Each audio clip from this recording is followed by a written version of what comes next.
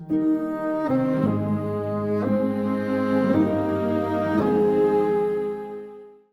right, Kim, we're almost at the end of August, just under 70 days when this airs from the U.S. elections in November.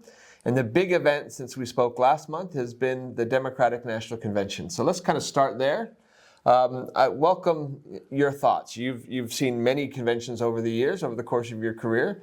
There are going to be things that are going to be similar. There are going to be things that are different. But I wonder what struck you about the Democratic National Convention in Milwaukee this year. It was a convention like I've never seen.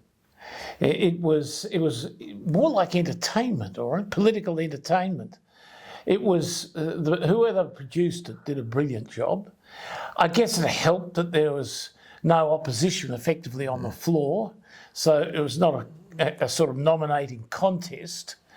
So it was an ability for the Democrats to showcase themselves as a broadly based tent like they've never had, and certainly haven't had over the last 4 years. So it was it was a lesson in great politics, but I don't know if it's a repeatable one. It's interesting. There's been a lot of comparisons between the Republican National Convention and the Democratic National Convention. But for me, what's interesting in my mind is trying to imagine what the Democratic Convention would have been like had Biden remained the candidate. Somber, I would say. I think it would have been pretty somber. And I think from between the parties, the Republican convention, as it turns out, was a complete waste of time. And I think it more or less drew a line under the Trump administration instead of being a projection forward for the Trump administration. He didn't want it any other way because he can only talk about the past self-obsessedly. So I would say the Republican convention turned out to be completely worthless. The only thing it did was introduce a vice presidential candidate who's quite damaging. So it's going to be really interesting. Historically, campaigns themselves and conventions in particular are about reaching out to voters who haven't made up their minds yet. And the mythical undecided voters. And I think you're absolutely correct. The Trump convention, in many respects, was not a Republican convention. It was a Trump convention. And it was really all about Trump. It really wasn't about kind of expanding the base and moving different categories. The Democratic convention was, in my mind, probably about bringing people back to the fold. And so, it was a pretty energetic event. I think the numbers are in terms of who was watching what. The very last night of the Democratic National Convention, there were about 28.6 million viewers. Which is, again, significantly more than a public meeting. Yeah, it's a pretty big meeting. Significantly more than those who were watching Donald Trump on his speech. But again, it was, I think, more noteworthy. Someone new, a new story in that process. I did think it's probably helpful to put that 26.8 or 28 million viewers in context. And that is that in the 2020 U.S. presidential election, there were about 240 million eligible voters of age, not felons, citizens, etc., of which a record number turned out, record at least for the last 100 years. And so 66% of the U.S. electorate turned out to vote in 2020. That was about 168 million people. And that putting that in context, the people who were watching the Democratic National Convention final speech was just over 10% of the eligible electorate, about 20% of those who'd vote. So you're right, pretty impressive public meeting, but it also highlights the fact that the convention isn't the campaign. In some respects, the campaign starts now. You mentioned the last time we spoke that Americans don't pay attention until Labor Day. That's right. That's a week from Monday, a week from today, actually. So give me your views in terms of what's going to take place next as we go forward. Well, I think one of the great things about the convention is that notoriously the Democrats have a ground game and the Republicans don't. So I think one of the things that the convention did was to ensure that the Democrats have the workforce that they need. So that's an interesting point from it. I would say still, except for polls I saw today, I would say still that the election is Trump's to lose. But clearly he's not, if he wins, he's not going to win it with such emphasis that he necessarily carries both houses of the chambers of the Congress. And I also think that he, more than simply the good performance of the Democrats, it's been his extremely bad performance since he lost Joe. And he has... he's basically been self-pitying, self-obsessed, even more than usual. And obviously to the great annoyance of his campaign advisors, whose advice he constantly iterates on the campaign trail before saying, "I'm not going to follow it." And then what they get is an hour-long self-praised homily from him, which is as boring as conceivable. And there you have it. I think it's the election for it's Trump's to lose, and he's doing a pretty fair job of it. So you mentioned just a minute ago the importance of a ground game.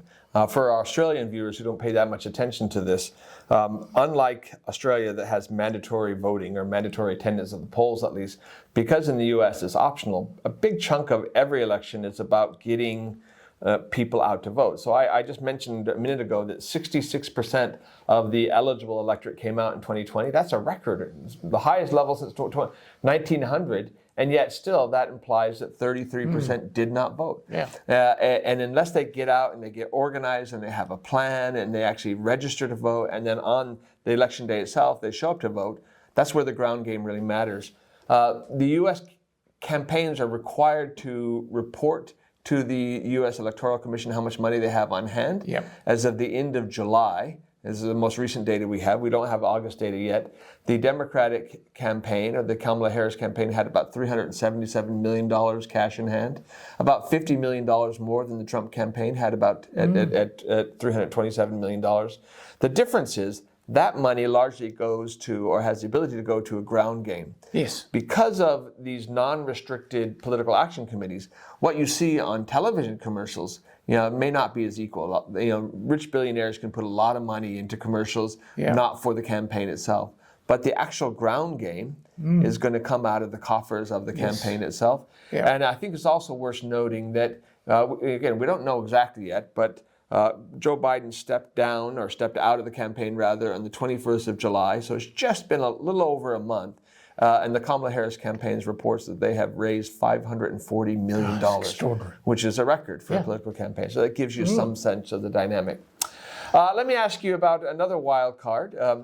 Shortly after the Democratic National Convention, the son of a former presidential candidate, Robert F. Kennedy Jr., had announced that he was suspending his third-party political campaign and endorsing Donald Trump. I'm curious as to what impact you think that'll have. Well, Trump got his best impact from it on the moment it was announced.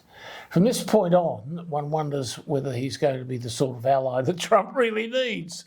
I don't think it means that much vote-wise. I think the sort of kids who might have picked up on it a bit, as well as people, the libertarians that like a bit older than that, a lot of them probably won't vote. Trump will pick up some, but not huge amounts. But what he's got is himself a coalition partner, as was said by Robert, what was reported today, that he feels quite confident about forming a joint government with Donald Trump. One of the challenges, I think, for the Trump campaign already have been and will be in the future that his running mate, who's now been lost in some of this discussion, J.D. Vance, has a long record of very damaging critiques of President Trump, which have been used to great effect by the Democratic campaign. But the same also applies for his new coalition partner, Robert F. Kennedy. He said a lot of statements about the dangers of a Trump presidency, which I think will be fodder for the discussion going forward over the next 70 days. Let's talk a little bit about issues. Going back to the convention itself, was there anything that struck you coming out of the convention in terms of substance? And so, in other words, I don't want to imply that the energy, the big tent, the joy, the celebratory nature that's not substantive, but were there any issues that came out of that got your attention? Look, I think they clearly comprehend that reproductive rights for women is a game changer and a real focal point. And I don't think there would have been any doubts in the minds of any women in the United States where the Democrats collectively sat on that issue from listening to the speeches that were made. That was the first thing. The second thing that struck me was most of the attacks on Trump were very intelligent. They're not like his buffoon attacks on her and Walls, which are actually pathetic. It's a sort of yaboo sucks of an 8-year-old. That's the effectiveness of his attacks on her. But I mean, the harshest she got on him was to describe him as a non-serious man, which is a good way of putting it. And I think one of the things which will come up a bit, I think over the next couple of months, will be questions of acuity. And it's so the potential problems that Trump has with being a nonce were basically aired in a very effective way through it. So the negative side of the convention went very well, without it being a dominating impression of the vibe. They were more or less in passing. Joyful negativism.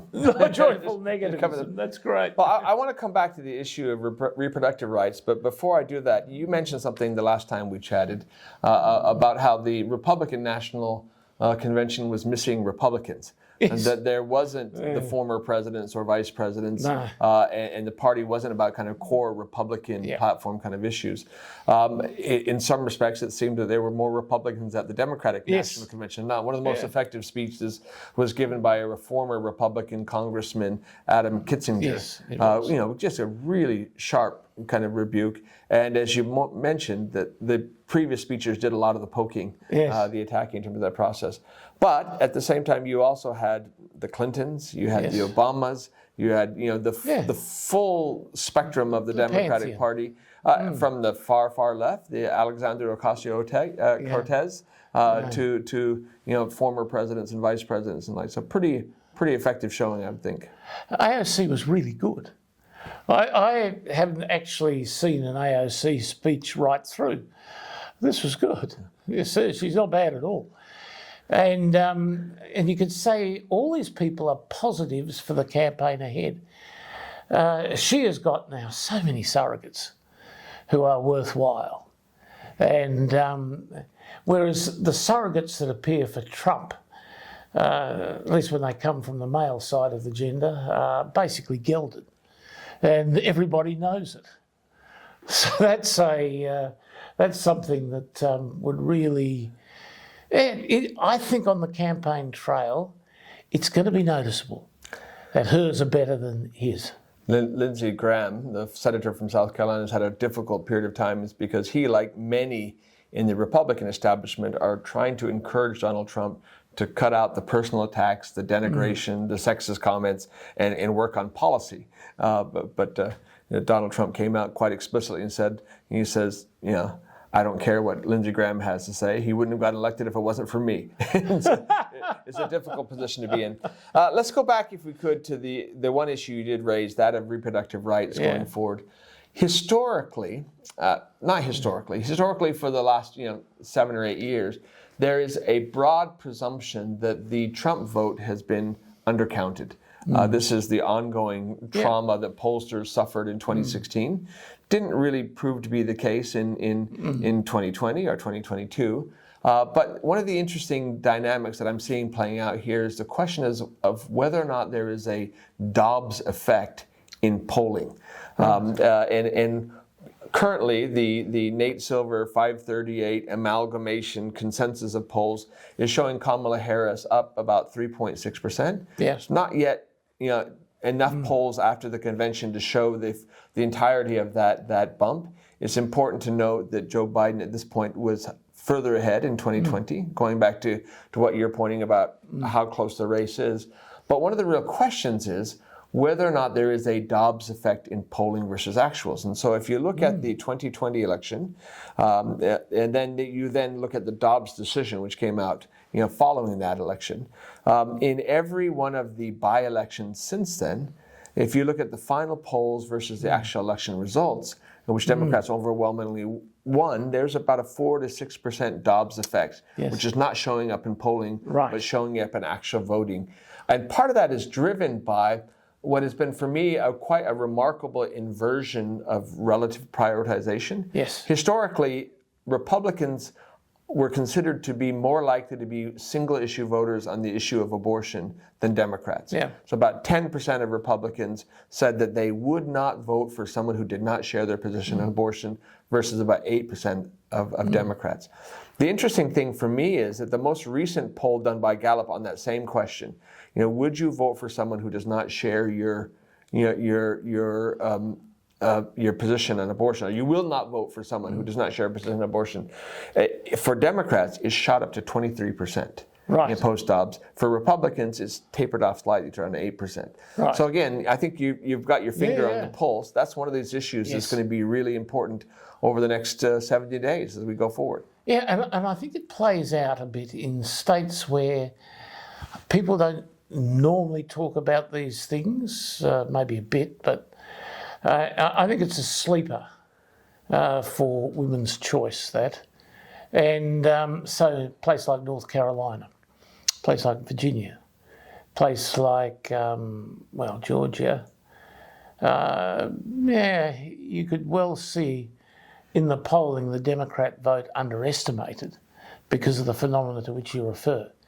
There'll be a lot of women, I think, in areas where there may even be close to a majority who have a different view on reproductive rights, who nevertheless will go into the privacy of the polling booth and record something different.